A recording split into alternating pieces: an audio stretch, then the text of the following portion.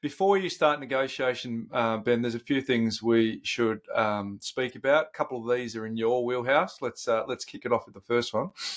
Yeah, so before we even speak to the agent, we need to get our finances organised, right? So one of the most common ways in which you can put a strong offer in front of a potential vendor is to basically have your pre-approval in place. So we want you to speak to your investment savvy broker, and get that organised. It really is a sign that you are a serious buyer, that in terms of that you can negotiate here and now.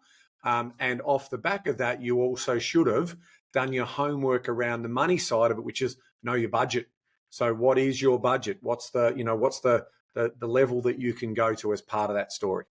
Now, the other part is to make sure that you've done your homework, Ben. That is a platitude. That is a bump. That is a bumper sticker when everyone says you've got to do your homework. So what does that actually mean? You need to camp out. Excuse me. You need to camp out on the sold tab. Definitely on realestate.com, but if you're in New South Wales, you've got to do it on Domain particularly as well.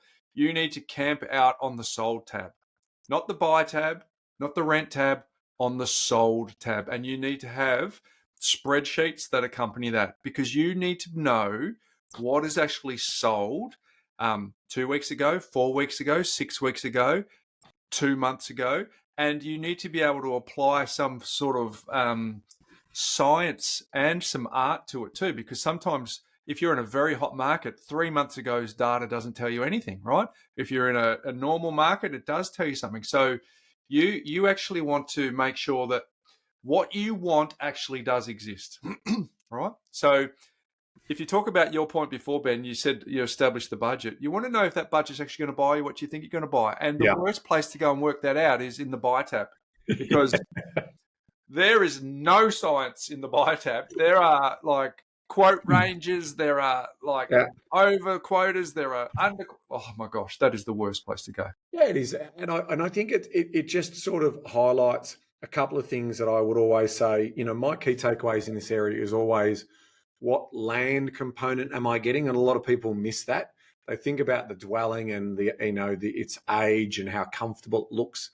But I'm looking for land because that's what appreciates over the decades, not necessarily an improvement on it. And then obviously the property, is it going to be suitable? If it's from an investment point of view, am I targeting the right target audience for that particular area, to make sure that I have it gainfully rented out over the long period of time. Love it. So part of doing your homework is making sure that you've done your price research. Does it exist? Is your budget too low?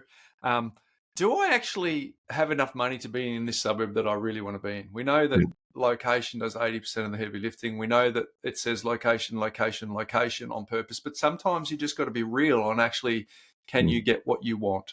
Because you don't want to burn money on building a person, solicitors, and all that sort of stuff that comes with it. So what does do your homework means? It means doing your price research and camping out in the sold tab. It also means, and this is increasingly simple to do these days, but you need to know how long it's been on the market. If you don't know how long the property that you're looking for has been on the market, you are doing yourself a massive disservice. Remember, it's all about information asymmetry that's in the favour of the agent. You need to know what that looks like. If it's been on for 100, that's a different negotiation for something that's been on for 3 days. So very, very important.